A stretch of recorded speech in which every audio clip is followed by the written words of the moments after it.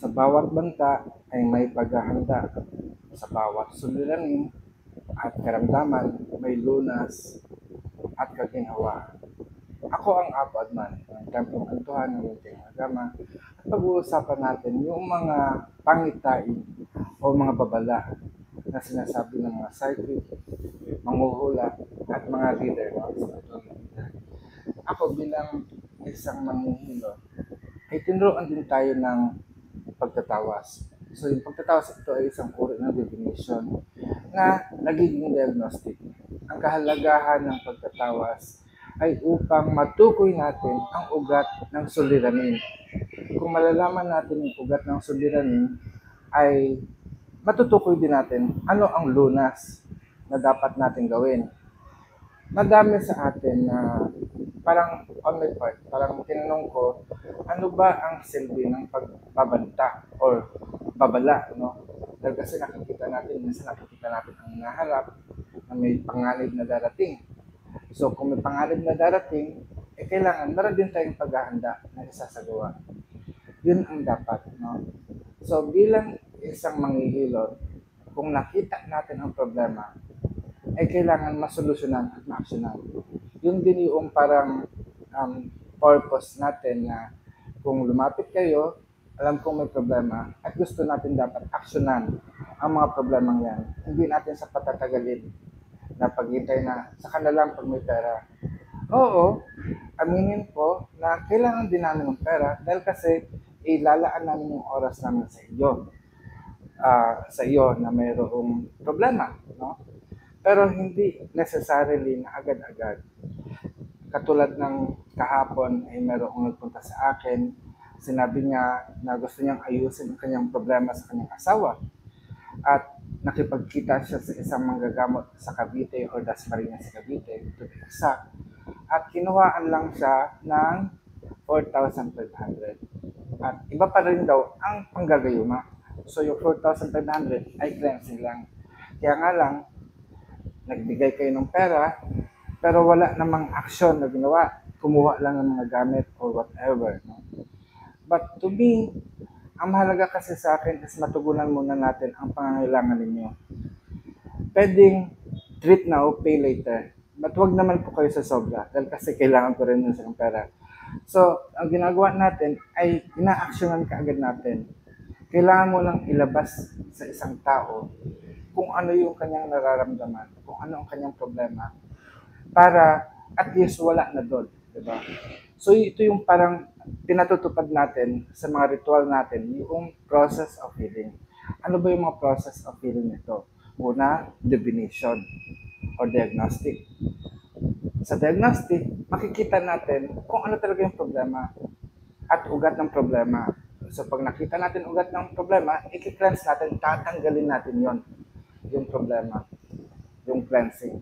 So sa cleansing process, ito nga po ang gagawin natin sa darating na linggo, ituturo natin yon, iba't ibang pamamaraan ng cleansing process, whether internal or external. So paano ba natin malalaman yon? At yun ang pag-uusapan natin sa linggo, no? Kayo dadalo ng ating Hilot Binabelan Alignment Training class, no? Dito sa Tempong Kantuhan. Pagkatapos ng cleansing process, so natanggal na yung problema. So ngayon, kailangan natin i-repair. So sa pag-repair, nakita natin naging kahinaan o problema. So kung may sira, talagang aayusin natin siya.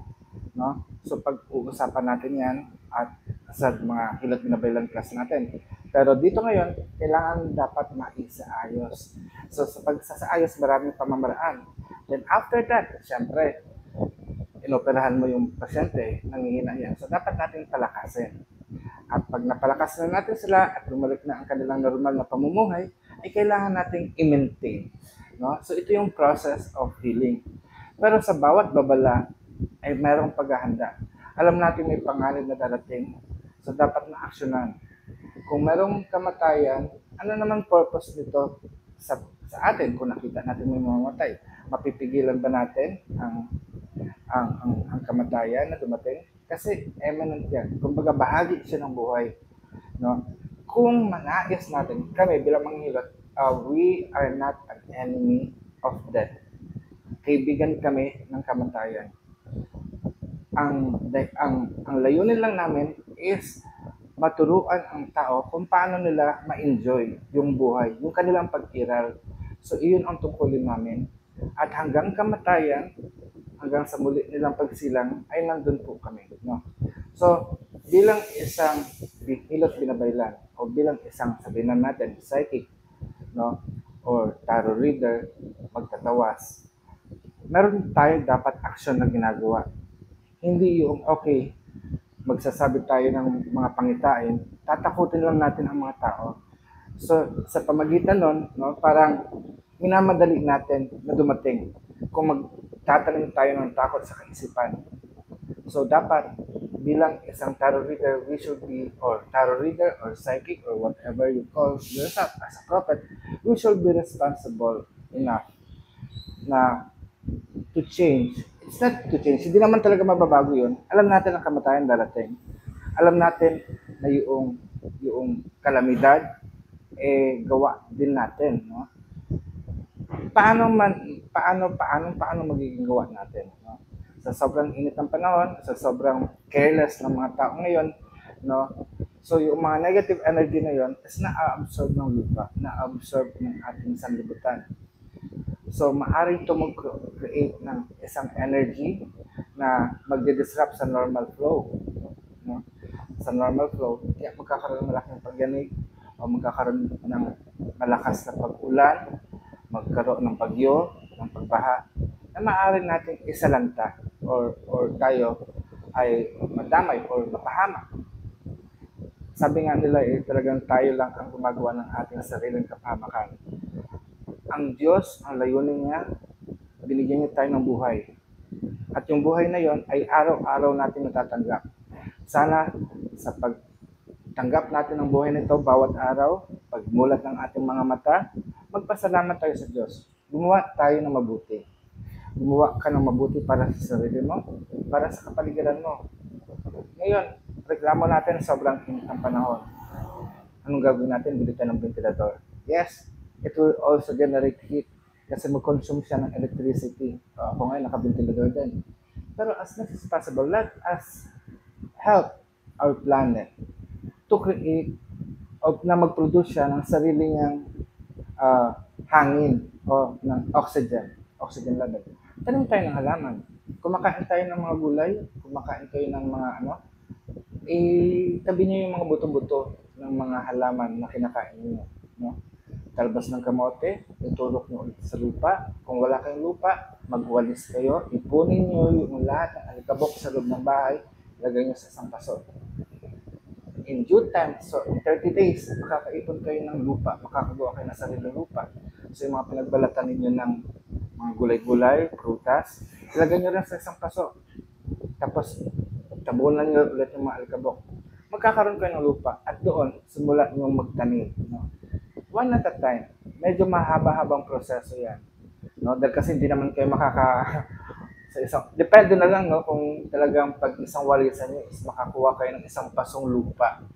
No? That's good. Ibig sabihin, napakadugyot nyo. Guys, practice din natin ang kalinisan. No? Practice din natin ang kalinisan. And then kung hindi nga po kayo makabili, actually meron namang mga loam soil sa mga market, no? Sa mall, sa groceries, meron kayo makikita mga garden shop, pwede kayong bumili. Pero kung wala talaga, is yun nga, yung mga alikabok ninyo sa bahay, no? Halimbawa kung nag-insenso kayo, ipunin niyo din yan, abo ng insenso, okay, mga lumang papel ninyo, maaari po natin i-convert into soil, no? That is part of practical magic, kita nga, no? So, hindi lang puro ritual, hindi lang puro kalat ang ginagawa natin. And usually talaga, bilang isang mangkukulam nakikita ko, tayo mismo ang gumagawa ng kapahamakan sa sanlibutan. We are being careless by lighting our incense, lighting our, what do you call that, incense, candles, no, that generate heat. Sobrang init na. So, ngayon talagang, dahil sobrang init ng panahon, ay nililimitahan ko ang paggamit ng apoy. Oo, ginagamit ko lang apoy pagka ako'y nagluluto dahil kasi wala naman. Or even yung electric stove, no? Kasi mag-generate siya ng sobrang init. So, alam natin na sobrang init, it will maaari mag-cause ng iba pang karamdaman, no? Maaari magkaroon tayo ng heat stroke or everything. So, so ito ngayon, parang kausap ko na yung mga kapwa ko mangkukulam, kapwa natin manggagamot, na hanap tayo ng paraan na wag muna tayong gumamit ng apoy. Kasi nga, although I raised this issue before sa Correllian tradition na throughout the times, talagang ang apoy ay sacred symbol. But then we could tap to the energy of fire without literally burning fire na magsindi ng kandila, magsindi ng insenso, magsindi ng sigarilyo or what, no? So ano ba? Ano ba ang alamin natin, ano ba ang characteristic ng fire? Diba? May liwanag. Bukod sa liwanag, may init. Pero bukod sa apoy na ating i-generate, ano po ba ang equivalent ng fire? Diba? Sa liwanag, merong kulay. So we can use colorful objects to represent the element of fire in our rituals. Yeah? So sa pagsunog naman, pwede nating, ang purpose naman pag sinusunog natin yung papel is to dissolve, di ba? To crumple, to reduce the object into tiny pieces para magkaroon ng transformation. Halimbawa naman sa paper ninyo, no, kung gusto niyo na i-dissolve siya, pwede naman tayong gumamit ng water element. Ibabad mo yung papel na may dasal, haluin mo ng haluin hanggang sa ma-dissolve siya, at pag na-dissolve na siya, yung tubig naman ay ilalagay mo sa halaman. And let the plant, the energy of the plant, absorb all your prayers and transform it into materialization. So, maraming pamamaraan na maaari niyong gawin. Hindi na basta nabasa nyo lang, sige, hindi ng kandila kasi ganito kailangan. No? I think most of the practitioners need to formally study ang mga bagay-bagay para makagawa ng isang mabuting ritual. Gayun din naman sa mga client o sa mga seeker ng mga magical practitioners, no? Huwag tayo basta-basta magtiwala. Yung perang pinaghirapan ninyo, that is element also of fire. Bakit element of fire? Yung perang kinikita nyo. Although yes, element of earth siya. No? Dahil kasi production, productivity, and creativity. But on your creativity, yung production ninyo, you require work. You require action. Pagkilos ng inyong katawan. So even yung pagkilos nyo ng katawan, there is movement, there is fire that is happening. So yung konsepto ng triple metabolism, yung three fire in our body, ay dapat ma-access ninyo. So paano yung three fire na yun? Triple metabolism, ito yung sa paghinga, diba? Yung blood circulation ninyo, at sa pagkain at digestion. So yun, sa pamagitan nun, ma-access nyo yung element of fire. Iinit pa rin ang katawan ninyo, pero hindi iinit ang kapaligiran ninyo. O galitin nyo ko, iinit ulo ko. So yun, isang fire din siya, no? But then yung pagsayaw, pag-awit, pagkilos, pagtambol, drumming, is an element of fire. No? So yung pagbababala natin, we are also causing fire. Spark siya na mag-spark up sa isipan ng mga tao na magkakaroon ng emotion. Every action, there is an opposite or equal reaction. So depende na lang sa tatanggap kung mauunawaan nyo ang mensahe ito. So napakahalaga na talagang pag-isipan natin maigi bago natin sabihin. At yun din, no, yung mga nagre-react sa mga post.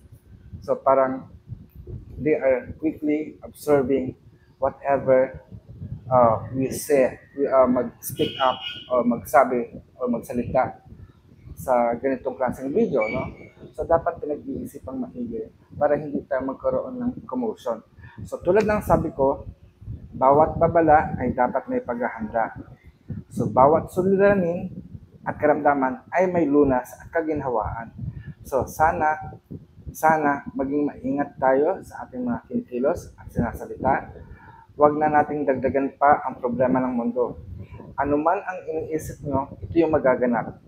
So yung mga malaking factor din, yung mga ipinapalabas sa TV, pinapalabas dito sa social media, at mga isinusulat sa dyaryo or whatever, no, na lumalabas in social media or multimedia, no, whatever medium it is, na pag inisip natin, ito yung mangyayari. Kasi yung mga katang isip, sobrang advanced na natin eh. Lahat ng form of destruction we could think of, no? Parang sa panulat or sa conceptualize, paggawa lang ng content, is nakaka-create tayo ng kinabukasan. Parang tulad ng Simpson, no? Parang sabi nila prophetic siya kasi halos lahat ng mga episodes nila ay nagkakatotoo at nagmamaterialize sa real world. Kung ikaw ay may kakayahan na lumikha ng mundo or kahit simpleng kwento lang, okay, sketch. Anong klaseng sketch ang gagawin mo kung ito ay makaka-apekto sa ating kinabukasan? Gayun din sa personal life mo, no? Kung anong iniisip mo, yan ang mangyayari sa iyo. So kung negative lagi, ay kasi ayaw na ako nito, ganito, ganyan, hate niya na ako kasi ganito. Be aware, ano yung bagay na kinayawan sa iyo ng partner mo. Alamin mo, suriin mo ang iyong sarili. Huwag ka magmalinis. Huwag mong tingnan na i-defend ka agad ang sarili mo. Don't be defensive. Try to accept the truth.